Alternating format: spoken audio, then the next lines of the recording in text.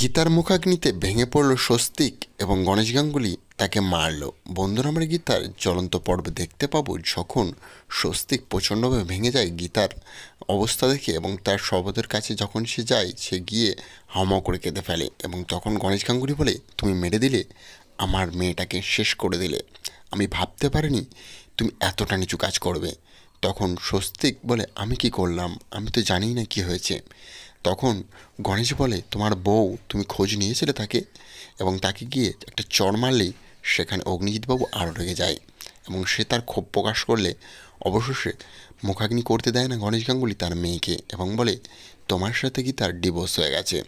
এবং গীতার অবস্থা প্রচণ্ডভাবে খারাপ হয়ে যায়, সে ছিন্ন বিচ্ছিন্ন হয়ে যায় এবং প্রচণ্ড জায়গায় দাগ থাকে, তার মুখটা বোঝা যায় না।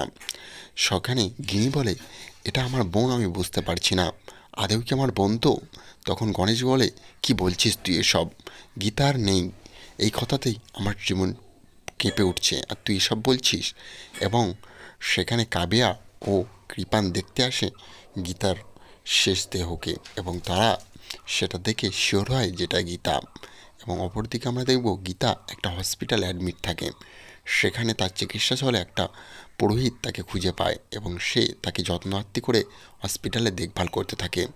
উল্টোদিকে দেখব আমরা অন্য কারুর দেহ নিয়ে এরা ভাবতে থাকে গীতা, এবং তারা শ্রাদ্ধ করতে থাকে অগ্নিজিৎ বাবু ও পরিবারের লোকজন সবাই। এদিকে আমাদের গীতা হসপিটালে সুস্থ তো থাকছে, কিন্তু সে তার স্মৃতিশক্তি সবই ভুলে গেছে। তাহলে কি পারবে গীতা স্মৃতিশক্তি সব ফিরিয়ে এনে অবশেষে সাত্ত্বিক ও কাব্যার বিয়েটা বন্ধ করতে?